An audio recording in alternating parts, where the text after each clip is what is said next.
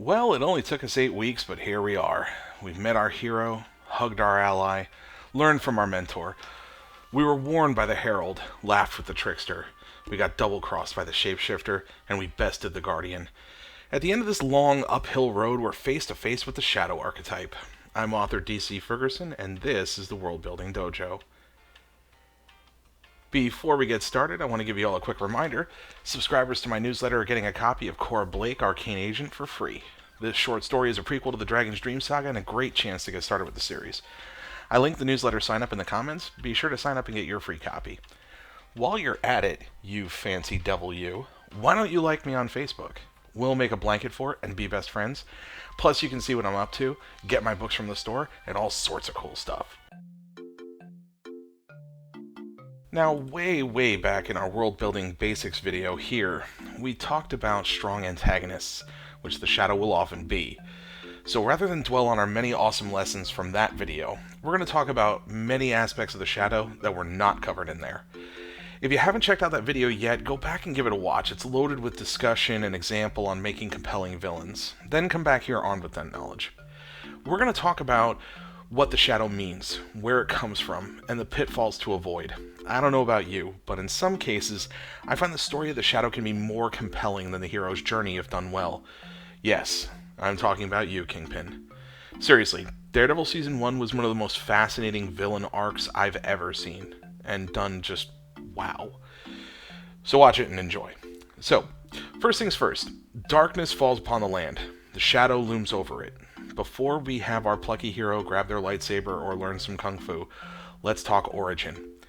It's not necessary that your Shadow have their origin told through the course of the story, but I would say it is super important that you know what it is. This goes for whether your Shadow is a person, an event, even another aspect of the hero themselves, and we're going to get into all that. But first, like always, we must jump into the swirly vertigo thingy and time tunnel back to the dawn of man, when our ancestors began an oral tradition of weaving stories and asked them, "Hey, the Shadow, what up with that?" I swear, this is the last time you're going to hear me say this for a while, so keep it in mind. Our ancient bros were telling tales that related to both threats within and threats without. The Shadow is an erupting volcano that threatens our village. The Shadow is a warlord that demands more crops than we can afford to give in tribute. The Shadow is the jealous part of ourselves that can seize power right this very second if we just kill the Elder when no one is around. The Shadow is not necessarily just a big bag of evil filled with darkness sauce. Often the Shadow is a person just like you or me, but the difference between the hero that rises up to the Shadow atop the mountain is the means. Carl Jung tells us that the Shadow is our most unrepressed self. So it's not so much evil as it is selfishness. See, an immoral person and a selfish person might look like the same on the surface, but cut deeper, the Shadow self may help someone else because it suits them to do so. The Shadow self may genuinely believe they're doing a greater good by ruling over or threatening our people. The saying here goes, everyone is the hero of their own story, and it's important to remember that. The best Shadow is the one that can hold up a mirror to our protagonist and say, if you walked in my shoes, you would have made the same choices I did. They may not be right, but what's important is that they believe it. So, when our ancient bros told these stories, they were part cautionary tale, part heroic adventure, but they were also part of a larger instruction set. This is what a hero looks like, and here are his virtues. This is his best friend, and what it means to be a friend. Hey, old man living a hermit's existence on the edge of our tribal lands, this is what a good mentor looks like. And when you've strayed off the path, when you embrace the darkness inside yourself, this is the Shadow you become. Now, a big piece of Jung's takeaway from this, and I'll warn you, there are infinitely better actual psychologists on YouTube that you can watch on this topic. But here we go. Jung's takeaway is that we, as people, cannot grow without staring our own shadow in the face. If you think you're awesome and moral and a good person, and you're not capable of darkness and evil and causing pain, then you've never come face to face with your own shadow. Only by confronting the Shadow can you define its borders, and thus know it lies inside you. As such, in time you may be even able to learn to control it, should you be so inclined to such introspection. As that relates to our ancient bros, they weren't so much conscious of this facet in their storytelling as much as they were exploring the space. Darkness manifests itself in so many forms, and many stories toyed with the notion of the shadow as a mirror image of the hero. Some foretold of an end of days event, like Ragnarok or Armageddon. They even explore the shadow within the self. So for that, we'll take a brief look at Oedipus Rex, the classic Greek tragedy. See, our man Oedipus is the king of Thebes, and what begins as an investigation into a plague ravaging the city becomes a hunt for the truth of Oedipus' own self. Oedipus was prophesied to murder his own father and sleep with his mother. Out of fear, he fled his home of Corinth and happened upon a crossroads where a carriage almost ran him down. In a fit of rage, he killed the travelers during the ensuing argument, came to Thebes, and married Jocasta. As fate would have it, Oedipus was adopted, and when he fled Corinth, the traveler he killed was his father, the king of Thebes, and took the throne and married the queen, his own mother. Here, the Greeks are exploring the space of fate, but we're also exploring the savagery of Oedipus. After all, no one forced him to murder his father during that argument. That's on him. This one craven act, giving into his bloodlust, set off a chain that saw him fulfill the prophecy as the oracles foretold. We can't simply leave every event to the whim of fate, you see. A choice had to be made somewhere. Now, since we're on the topic of choice, if your shadow is a person, then we want them often to be a dark mirror that they hold up to our hero. This will take the form of one of the simplest things imaginable, choice. The shadow stands atop the mountain. The way they got there, cut corners, or stepped on the back of others to reach their privileged position. They were cruel, heartless, and uncaring. They used people, lied, even murdered to get where they are. Our hero is their reckoning. The hero takes the form of justice, forcing the shadow to pay for what they've done. So, oftentimes, we as writers are going to spend more time figuring out our shadow, as I'm sure you can imagine. With enough world building and character development, the hero is almost easy to plug in against a well-developed shadow. Basically what I'm saying is that another way to craft your story is to work backwards by creating your shadow first, then find the hero that brings about their reckoning. We see this to some extent in the classic horror film Silence of the Lambs. Keep in mind, the shadow is so dark in this movie. We call it a horror film, but these days documentaries I'm quite fond of that cover this kind of material is called true crime, not true horror. It really says a lot with just that observation, but I digress. The character of Hannibal Lecter is not the villain in this film. He is a mentor. Make no mistake about it, though, he is absolutely also a shadow, just not the shadow of the protagonist Clarice Starling. Well, not yet anyway. Hannibal here has a movie and book that take place both before and after Silence of the Lambs, but he is a shadow in every single one of them. Convicted serial murderer, cannibal, his savagery is only matched by his brilliance. He is the unrepressed shadow, giving into his darkest desire without mercy and without guilt. Understand, he is too brilliant to not comprehend what a monster he is. Hannibal knows exactly what he is. The problem is he doesn't care. So self-consumed with what he wants and feeding into that, the pain and suffering he causes means nothing to him, at least not in any meaningful way to stop him. So, take care when you're crafting the shadow to understand that, quite simply, they're like a spoiled child. They want what they want. They're quick to anger when they can't get it. They will lie, manipulate, or just do it anyway when no one's looking. This is how they got to the top of the mountain. The level of depravity that they use to get there is up to you. You know we've come to that point. Go ahead and just ask me. But DC, what if I want my shadow to be a wooden box? Alright, fine. You can do it. But let's go over some ground rules. For that, we're going to need this week's deep cut, and that's the 2009 horror movie The Box. Our plot is simple. A stranger knocks on the door of a married suburban couple and offers a deal. He sets down a box with a button. Push the button, they get $1 million. At the exact same time, someone they don't know somewhere else will die. They have 24 hours to make a decision before the box is retrieved. What follows, at least the first half, is the moral dilemma between the husband and wife as they decide whether to push the button or not. Weighing the ramifications against the stranger's life, they go back and forth deciding what to do. Now, the box itself, obviously, is not innately evil. Instead, it brings out the absolute worst in all of us. We've seen this kind of evil before with the One Ring, obviously. It calls out to people, it tempts them, it brings them to ruin. That is typically what an evil or shadow object is going to do. The object comes into the story and immediately forces the protagonist to face their own shadow, like we're up against the final boss of The Legend of Zelda 2. Only the war isn't waged with carefully timed jumping slashes with your sword. You want to get in there and start attacking just as you're coming down from the jump. Sorry.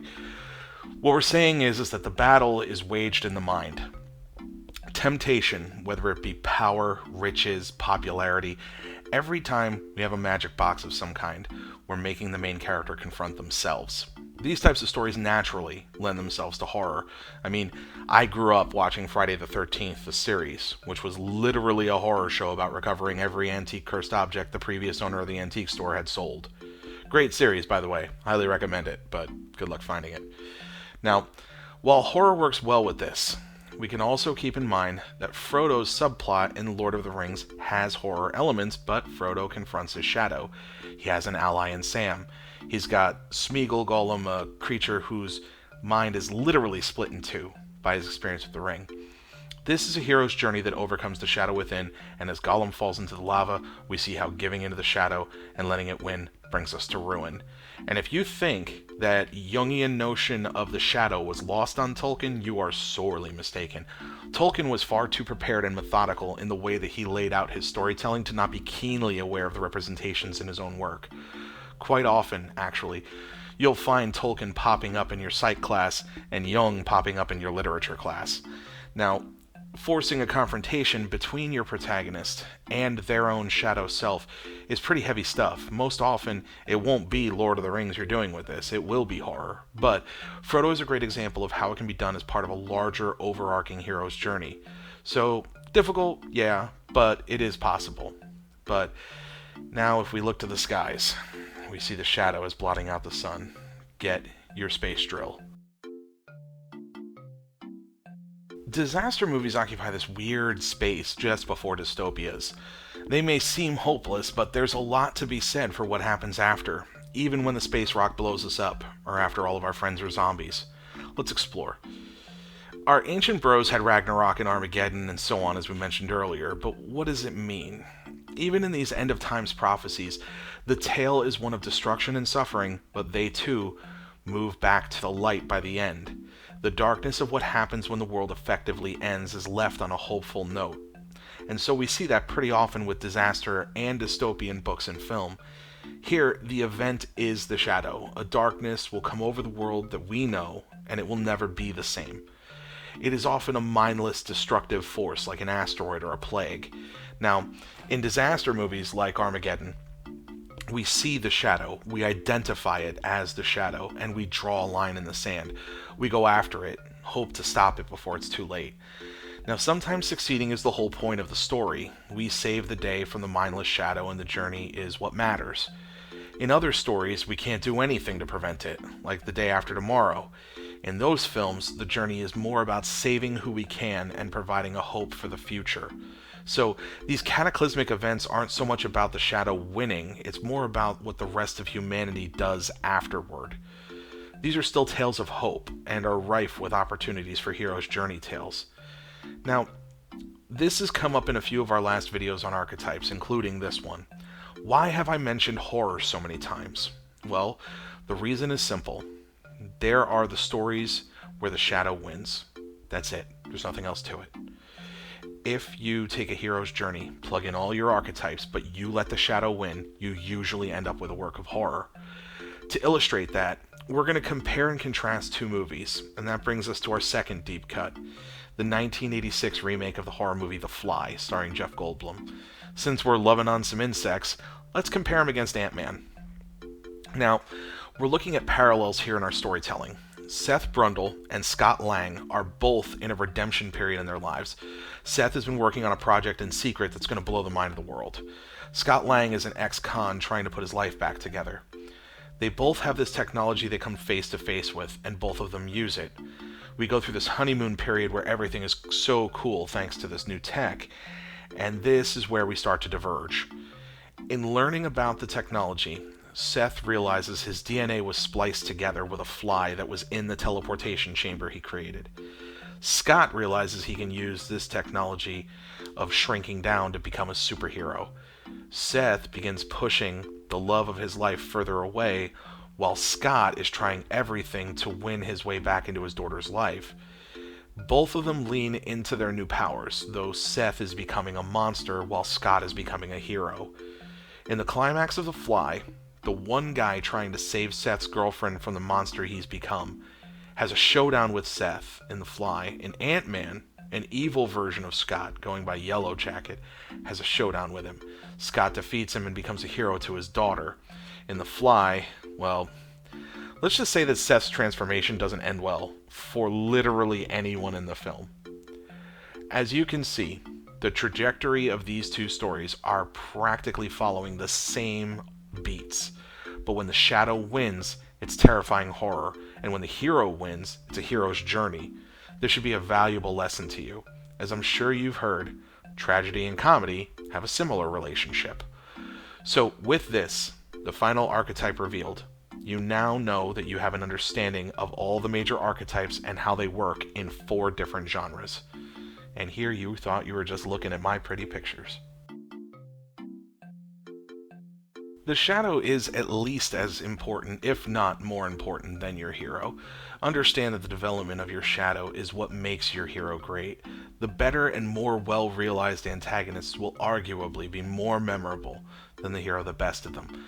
This is doubly true when the shadow is someone who we may not agree with, but we understand. Once again, the donations from all of you guys are so awesome, and I thank you so much. We're still working with the Boston-based Needs organization to get this beautiful lady a service dog. Her name is Liana, she's 11 and she's on the spectrum. This wonderful person is my little girl, and if you'd like to help out, there is a link in the comments below. Also, don't forget to sign up for my newsletter. The link is also in the comments, and you're going to get Cora Blake, Arcane Agent, totally free. You'll get cool news about what I'm working on in books and here on the channel, and it comes loaded with cool authors and promotions for fantasy and sci-fi. The newest issue is coming out this week. Make sure to sign up.